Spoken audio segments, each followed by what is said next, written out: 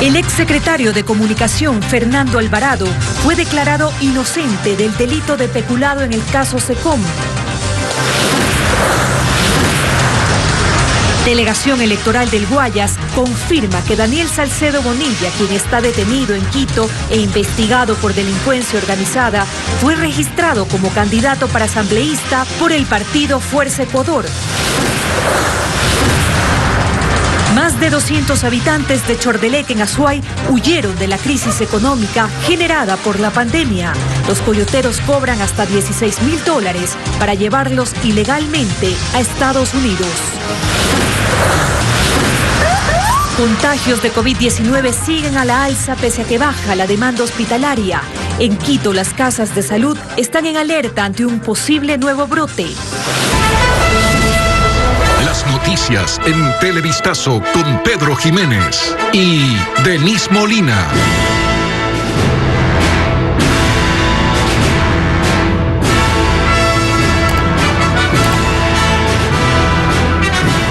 ¿Qué tal, amigos? Buenas tardes, bienvenidos a una nueva semana de noticias aquí en Televistazo. Comenzamos con el caso SECOM. Un tribunal de la Corte Nacional de Justicia declaró inocentes del delito de peculado a Fernando Alvarado y a 3 procesados más. Hola, Denise. ¿Qué tal, Pedro? Amigos, buenas tardes. La Fiscalía anunció que apelará a la decisión. Jacqueline Rodas con los detalles de la jornada judicial. El exsecretario de Comunicación, Fernando Alvarado, fue declarado inocente del delito de peculado en el caso SECOM. Así lo decidieron 2 de los 3 jueces del tribunal. Iván León y Daniela Camacho consideraron que la Fiscalía no logró probar que hubo mal uso de recursos públicos para beneficio propio o de terceras personas. También se declaró inocentes a los exfuncionarios de la Secretaría de Comunicación, Patricio Pacheco y Pablo Llanes, y al contratista Carlos Bravo. Se dispuso que les levanten todas las medidas cautelares que pesan en su contra. Alvarado tiene prisión preventiva tras fugar del país en octubre de 2018, quitándose el grillete electrónico. Se conoce que permanece en Venezuela junto con su hermano Vinicio Alvarado, quien fue sentenciado en el caso Sobornos. El juez Iván León no estuvo de acuerdo con la decisión de mayoría. Expresó que para él sí se cometió peculado y sí tuvieron responsabilidad los 4 procesados. La Fiscalía General del Estado anunció que apelará a la sentencia. Se reinstaló la audiencia de juicio del caso Singue. Es el tercer proceso penal que enfrenta el ex vicepresidente Jorge Glass, quien ya tiene 2 condenas por corrupción. En este caso también son procesados los exministros Carlos Pareja Yannuzeli y Wilson Pastor. La Fiscalía acusó a todos del delito de peculado. Desde la Corte Nacional en el norte de Quito, Paul Romero nos informa. Este lunes, 7 meses después, se reinstaló la audiencia de juzgamiento por el caso Singue en la Corte Nacional de Justicia.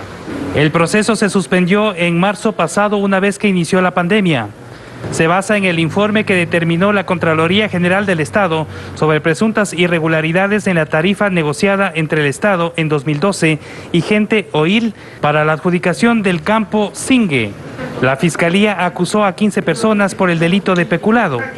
Entre los procesados están el ex vicepresidente Jorge Glass, los exministros del correísmo Carlos Pareja Yannuzeli, Wilson Pastor y su hija Silvana Pastor. No hay conflicto de intereses porque a mí me hicieron representante legal en el año 2014, 2 años después de la firma del contrato, cuando mi padre ya no era ministro de hidrocarburos. Y otra cosa es tratar de llevar a impugnar a gente por peculado a 13 años, por un hecho de que por ser hija de Wilson Pastor yo no tendría por qué haber sido contratada. El informe de la Contraloría parte de la falsa premisa de que la tarifa de servicios efectivamente pagada habría sido de $33.50. El propio Estado ecuatoriano ha certificado que la tarifa pagada fue de $27.80. Fin del informe Contraloría, porque ya no hay el perjuicio. Se trata de un contrato de prestación de servicios para la exploración y explotación de hidrocarburos en el bloque Singue, ubicado en la provincia de Sucumbíos. Se trata del tercer proceso penal en contra del ex vicepresidente Jorge Glass. Además, el 6º proceso penal que acumula el exministro Carlos Pareja Yannuzeli. Y en este proceso penal anticipo que como prueba nueva esta defensa técnica solicitará que el tribunal conozca el acuerdo de cooperación eficaz firmado entre la Fiscalía y el ingeniero Carlos Pareja Yannuzeli. El doctor Iván León, ponente del tribunal, señaló que 3 días durarán los alegatos de apertura, como también la presentación de las pruebas por parte de la Fiscalía. Gracias, Paul, por ese informe. En otro tema, la emergencia sanitaria por la pandemia agudizó la crisis económica en Chordelec, provincia de Azuay. Al menos 250 personas han migrado de forma ilegal. Esta es una situación aprovechada por los denominados coyotes, quienes cobran a sus víctimas hasta $16,000. Melín Ochoa visitó esta población y nos tiene algunos testimonios. Ay, es triste la vida. Entre lágrimas, Carmen nos describe que siente su corazón comprimido de dolor. En agosto pasado, sus hijos de 27 y 32 años empezaron un viaje para llegar de forma ilegal a Estados Unidos. Dice que no tuvieron más opción porque tras la pandemia no encontraron trabajo y estaban agobiados por las deudas. He hipotecado mi casa. Así estamos en riesgo de perder mi casa. Su desesperación aumenta porque debido al cierre de fronteras, la travesía de sus hijos se ha complicado, pese a que cada uno de ellos pagó $16,000 al coyote. Sí, se fueron con 2 más de acá. Fueron, o sea, por las deudas, todos por las deudas. ¿Y el coyotero les ofreció llevarlos hasta Estados Unidos? Hasta Estados Unidos, sí. ¿Y qué dicen ellos? ¿Por qué no llegan todavía? Está muy controlado. Aquí en la comuna Capilla Pamba las calles lucen prácticamente vacías y en muchas de las casas no habita nadie. Las personas que aquí vivían poco a poco están empezando a migrar. La sobrina de Irma también decidió irse con toda su familia porque la situación económica era insostenible. Se fueron todos, su familia. ¿Con visa? Sí, se fue con visa. ¿Van a regresar? No, no van a regresar. Es la situación de Chordelec en Azuay. Su jefe político dice que las cifras son alarmantes, pues la población de artesanos vive del turismo, que se ha reducido en un 90%. Como consecuencia, los locales han cerrado y muchos perdieron sus trabajos. Hay varios obreros, tanto de la joyería como del calzado, que han tenido que dejar sus familias y nuevamente está comenzando la migración. Si bien es cierto, ahorita en los datos que tenemos nosotros, son alrededor de 250 personas que han viajado ya. El viceministro de Movilidad Humana de la Cancillería menciona que aún no hay cifras oficiales de esta nueva migración que se origina tras la pandemia, pero indica que desde el 2018 realizan campañas informativas que buscan crear conciencia de los riesgos que existen, sobre todo en la frontera México-Estados Unidos. Procurando evitar justamente una migración riesgosa que le puede poner en manos de redes transnacionales, de tráfico ilícito de migrantes que pueden afectar su propia vida. Aún así, muchos ecuatorianos deciden arriesgarse en un intento por llegar a Norteamérica, donde no solo corren el riesgo de ser víctimas de organizaciones narcocriminales, sino que también se exponen al circular por países con cifras escalofriantes de muertos por COVID-19. Más de 33.000 personas han denunciado vulneraciones laborales durante la pandemia. Carla Delgado nos informa que la figura del despido intempestivo es la que más han utilizado los empleadores para cesar a sus trabajadores. Desde que inició la pandemia, esta dependencia del Ministerio de Trabajo en el norte de Quito no ha dejado de recibir denuncias. Y esta mañana no fue la excepción. La fila se extendió por toda la cuadra. Allí estaba Aida. Cuenta que fue despedida por sus jefes luego de 13 años de trabajo, quienes adujeron fuerza mayor. Porque dice que estoy con COVID, con gripe, con el COVID. Le digo, yo no estoy con COVID. Y él me dijo que cuando me sane regrese a trabajar el otro año. Javier Jurado y sus compañeros también interpusieron una denuncia. Cuenta que trabajaba en un parque de diversiones de la capital, que por la emergencia sanitaria cerró sus puertas. Nos dijeron, verán chicos, nosotros estamos sin dinero. Les ofrecemos computadoras, nos quisieron pagar con eso a precios exagerados. Indica que la empresa se escudó en la pandemia para no cumplir con los acuerdos laborales. Desde marzo de este año, el Ministerio de Trabajo ha recibido 33.437 denuncias por vulneración de derechos. Un número que difiere si lo comparamos con todo el año pasado, en el que 8.767 personas denunciaron. De estas, Quito y Guayaquil han sido las ciudades en donde más se han registrado denuncias por vulneraciones laborales en lo que va de la pandemia. La viceministra de Trabajo, Shairan Moreno, indica además que la mayor parte de denuncias que presentaron en este tiempo tienen que ver con despido intempestivo. Pero este despido en realidad era fuerza mayor o caso fortuito. Entonces, nosotros tenemos en nuestros registros del SUD, tenemos más o menos, nos refleja que en el mes de mayo fue el mes en el que más se utilizó la causal de fuerza mayor caso fortuito, con 8.000 actos de finiquito generados. A raíz de la promulgación de la Ley de Apoyo Humanitario, de hecho ha ido decreciendo ese número. En lo que va del año, esta cartera de Estado ha registrado más de 680.000 actas de finiquito a escala nacional.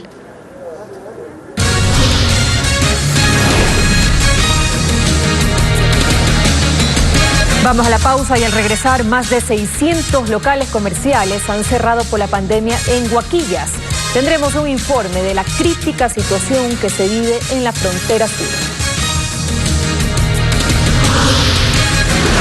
También los contagios de COVID-19 siguen en aumento, pero la demanda hospitalaria descendió. En Quito, las casas de salud se preparan para un posible rebrote.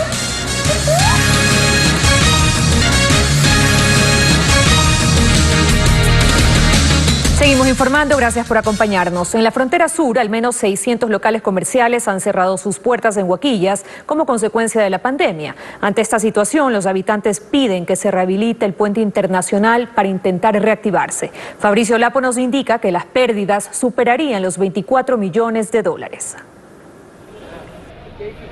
El puente que conecta a las ciudades fronterizas de Huaquillas en Ecuador y Aguas Verdes en Perú permanece cerrado y con custodia militar desde marzo.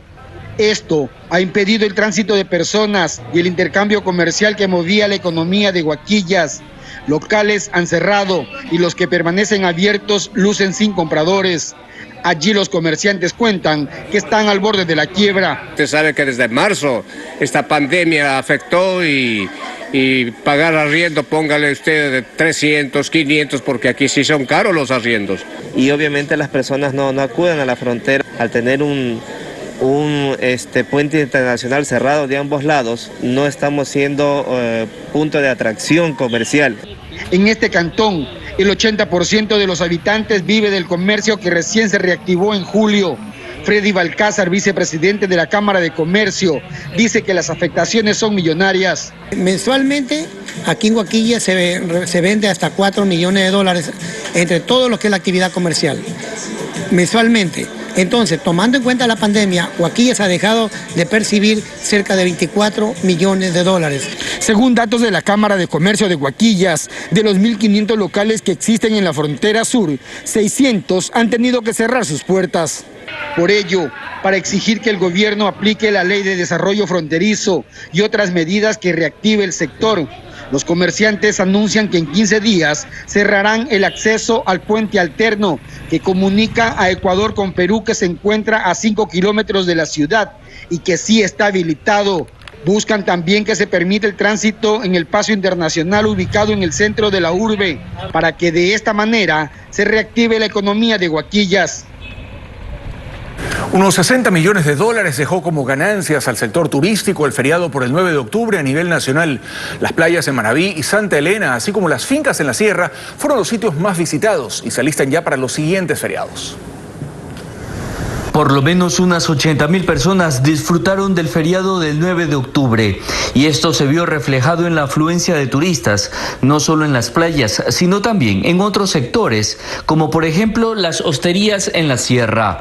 El presidente de la Federación de Cámaras de Turismo del Ecuador, Holbach Muñetón, hizo una evaluación de este feriado y los resultados registrados en el sector hotelero del país. Esto va a representar entre 60 y 70 millones, una dinamización. Todas las haciendas, todos los hoteles, todos los restaurantes que están en promoción saben que el bolsillo de los ecuatorianos está bastante golpeado. Agrega que desde ya se analizan las proyecciones para los próximos feriados del Día de los Difuntos, Independencia de Cuenca y fin de año. Explica por qué. Las personas de por sí han estado, y eso hemos hablado, que han estado como reprimidas. Has tenido a tu familia, a tus hijos, y además es un tema de salud mental. Esto nos afecta a todos. Mientras tanto, el director del sistema ECU 911, Juan Zapata, señaló que durante estos días de descanso no hubo ningún tipo de emergencias en los balnearios, en donde se monitoreó el distanciamiento a través de las cámaras de seguridad implementadas. La herramienta distanciados estuvo actuando en todo el operativo. No solamente mide aforo, sino el incumplimiento social. De cada 10 personas, 2 incumplieron el distanciamiento social. Incluso resaltó que el flujo de vehículos en las carreteras fue menor en comparación a feriados anteriores. Y en el Cantón Naranjal, en la provincia de Guayas, un incendio forestal consume parte de la reserva Manglares Churute. Las llamas iniciaron la tarde de ayer, según informó el EQ 911. A esta hora, los bomberos de Naranjal y guardaparques de otras reservas han logrado apagar el incendio en varias áreas, pero aún hay focos de fuego en la zona baja del Cerro Pancho Diablo. Hasta el momento se desconoce si el incendio fue provocado o se originó por causas naturales. Pausa en Televistazo y enseguida, Delegación Electoral del Guayas confirma que Daniel Salcedo Bonilla, quien está detenido en Quito e investigado por delincuencia organizada, fue registrado como candidato para asambleísta por el partido Fuerza Ecuador. Ya venimos.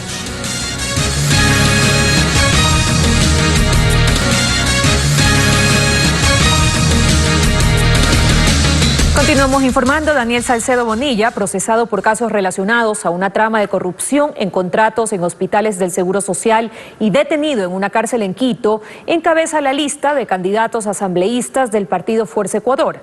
La delegación del Consejo Nacional Electoral en Guayas analiza este caso. William Young con los detalles de este tema. Aunque está detenido en Quito y es vinculado a 5 procesos judiciales, entre esos peculado y delincuencia organizada, Daniel Salcedo aspira a una curul en la Asamblea Nacional y el partido político Fuerza Ecuador de su amigo y prófugo de la justicia Abdalá Bucaram Puley lo auspicia. Este es el documento en el que el Consejo Nacional Electoral confirmó que en el listado de asambleístas provinciales por circunscripción en Guayas del partido FE, Salcedo Bonilla encabeza la nómina por el Distrito 1. Aunque está registrado, aún no se ha calificado su candidatura, según el presidente de la Junta Electoral del Guayas, Julio Candel. Las personas, cualquiera que ésta fuere, sin irnos a un tema particular de un nombre específico, cualquiera que ésta fuere podrá haber sido registrada al sistema.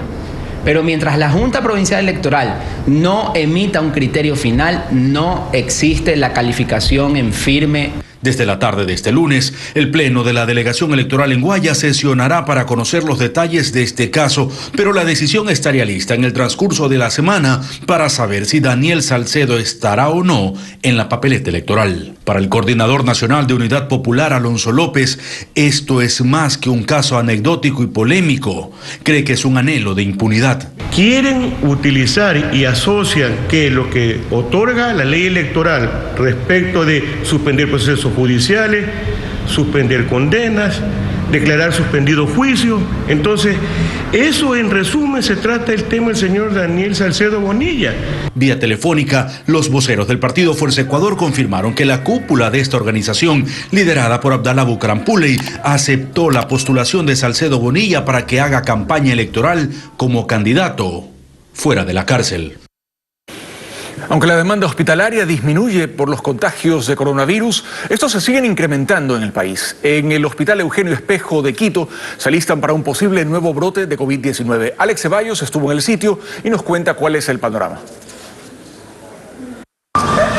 La emergencia por el COVID-19 no ha pasado y por ello los médicos se alistan para enfrentar un nuevo posible rebrote tras el último feriado. Esta mañana ya nos pusimos en guardia de lo que podría pasar. Es decir, que podría aumentar el número de casos graves y nosotros pues tendríamos que volver a hacer lo que en un tiempo ya lo hicimos, ¿no? Ya tenemos la experiencia suficiente. En el Hospital Eugenio Espejo de Quito, uno de los más grandes a escala nacional, la demanda hospitalaria disminuyó en las últimas semanas y de las 2 salas destinadas a cuidados intensivos, solo se utiliza una. Pero han detectado que los pacientes jóvenes son los que más están requiriendo asistencia respiratoria y ya no solo los adultos mayores. Que no es tan verdad de que solamente el paciente de mucha edad se complica y termina en un respirador. El mayor porcentaje de pacientes de nuestra unidad que recibe un respirador tiene o está en el segmento entre los 40 y los 60 años. A mucho ojo con esto. Los médicos piensan que la ciudadanía ya no respeta las medidas de bioseguridad, el distanciamiento, que durante el fin de semana miraron aglomeraciones preocupantes, que les obliga a tomar nuevas medidas. a lo largo de la pandemia 500 pacientes en ventilación mecánica, probablemente es la UCI que más pacientes ventilados ha visto en el país, es que esto último, por ejemplo, que sucedió este fin de semana y que he visto en las noticias, gente aglomerada, gente en gran cantidad, lo cual en sí es un problema. Pero lo más grave es sin respetar lo que les habían recomendado. Según el Ministerio de Salud, los contagios continúan. En el país se registran 147.033 casos de contagios. En Quito, 42.155. Jimena Sánchez espera noticias de su familiar que ingresó a Eugenio Espejo con coronavirus. Tiene 78 años de edad. Y no saben cómo se contagió, si nunca sale de casa, afirman. No, mi mamita ya no sale. Que se nos contagia la mamá y pongamos, cuando se contagia un núcleo familiar es bastante duro. En el Eugenio Espejo monitorean todos los días la situación y se preparan para cualquier nueva contingencia. Joan Pons, enfermero español, voluntario de los ensayos de la vacuna contra el COVID-19 de la Universidad de Oxford y el laboratorio AstraZeneca, dio positivo al virus. Esta vacuna, que está en tercera fase, es una de las más prometedoras. El voluntario presenta varios síntomas y ahora entrará a una etapa de estudio exhaustivo. Luego de 4 meses de haber recibido la vacuna contra el COVID-19, el voluntario del programa de la Universidad de Oxford y del laboratorio AstraZeneca, Joan Pons, da positivo al virus. Me levanté con un poco de congestión nasal y un poco de dolor de cabeza. Llamé al teléfono de Oxford, me dijeron que me hiciera una PCR, un hisopado por si acaso, y me quedara en casa. He dado un susto de muerte cuando el resultado ha vuelto que es positivo. Pons es enfermero en un hospital de Reino Unido. Está al cuidado de pacientes con COVID-19.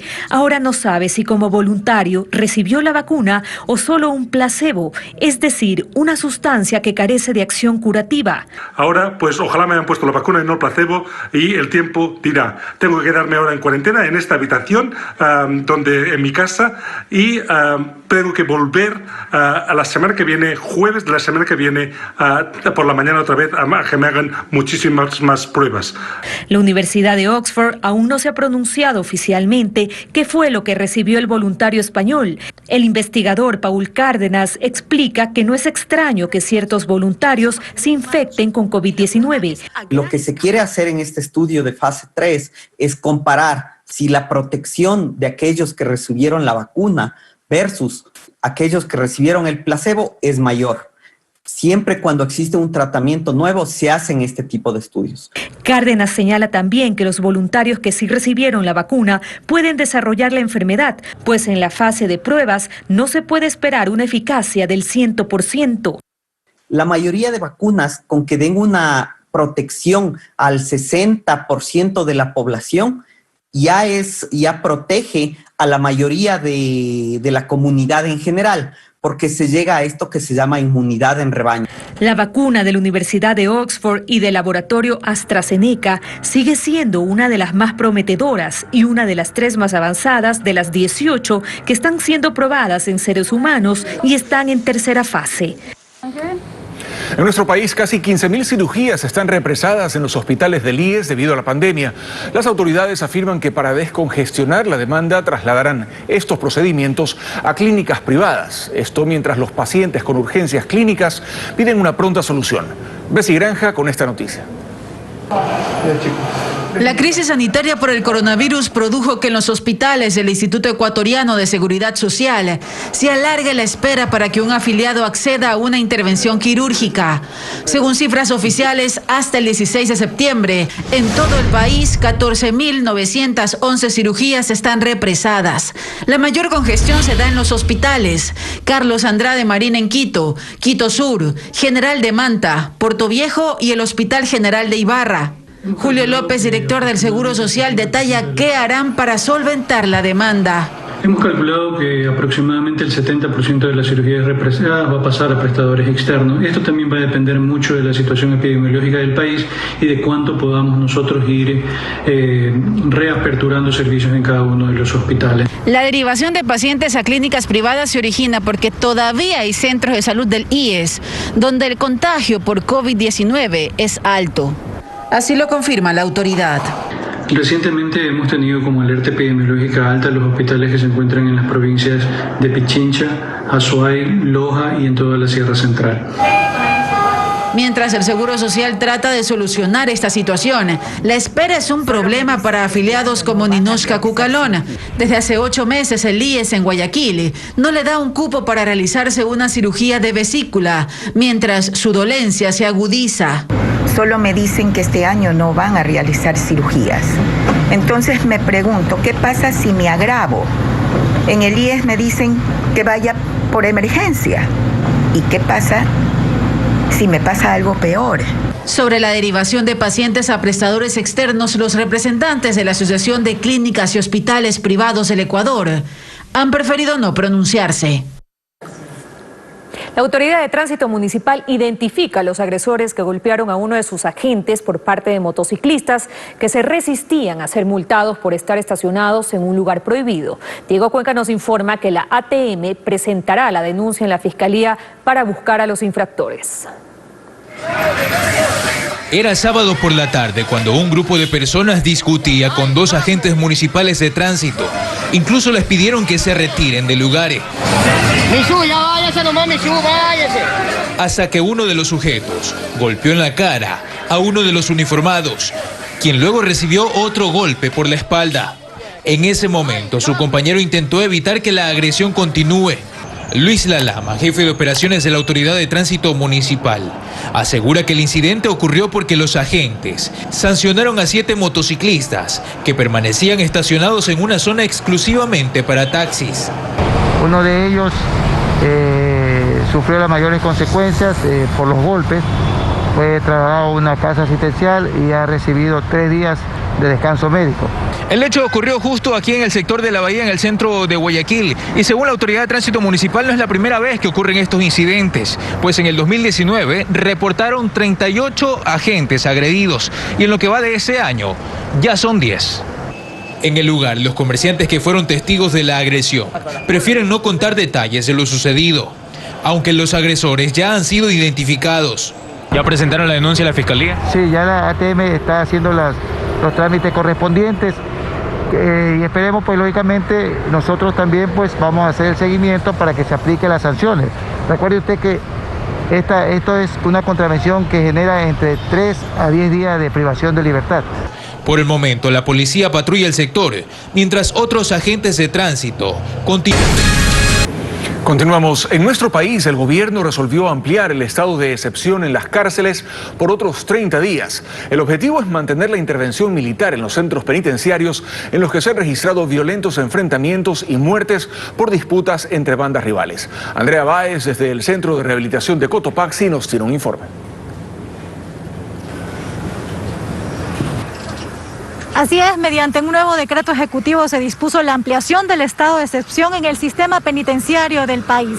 Aquí en el Centro de Rehabilitación Social Sierra Centro Norte, Cotopaxi, en La Tacunga, aún se mantienen los controles de seguridad por militares y también el trabajo conjunto de la policía y de los guías penitenciarios en el interior de este centro de rehabilitación. Nosotros pudimos ingresar y hacer un recorrido con el director de este centro de rehabilitación para poder constatar las medidas que aún se mantienen en el lugar. Con la ampliación del estado de excepción seguiremos manteniendo nosotros los controles. Lamentablemente para las personas privadas de libertad seguirán suspendidas las visitas normales y ordinarias y extraordinarias. Estas son visitas íntimas, visitas de sus familiares. De esta manera se espera que durante estos 30 días se pueda controlar aún más la situación en el sistema penitenciario del país. Hablemos ahora de los edificios y monumentos emblemáticos de Guayaquil que se pintan de arte y color como parte del show de proyecciones y luces conocido como Mapping, espectáculo en honor al bicentenario de independencia de la ciudad. Cae la noche y Guayaquil se transforma. Un espectáculo de magia y luces envolvió este fin de semana la Catedral Metropolitana. La singular técnica conocida como mapping deslumbró a cientos de personas que se congregaron para admirar de cerca el arte, los colores y cada detalle que se plasmaron sobre su estructura.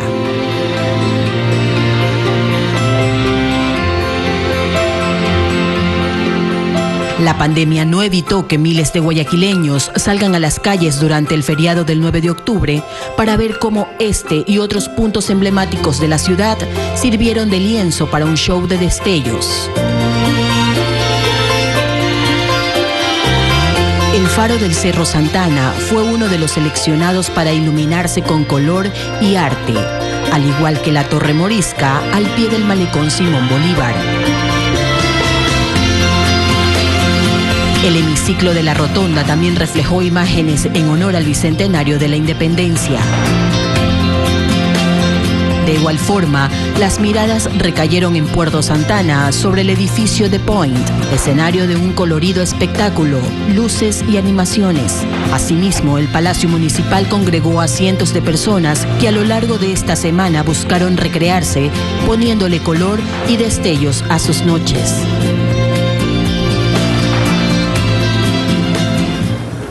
Han sido días de una gran celebración por Guayaquil. Amigos, aquí despedimos esta hora de noticias. Pedro. Sí, Denise, amigos, Televistazo regresa esta noche a las 7. Los esperamos. Que tengan todos una muy buena tarde.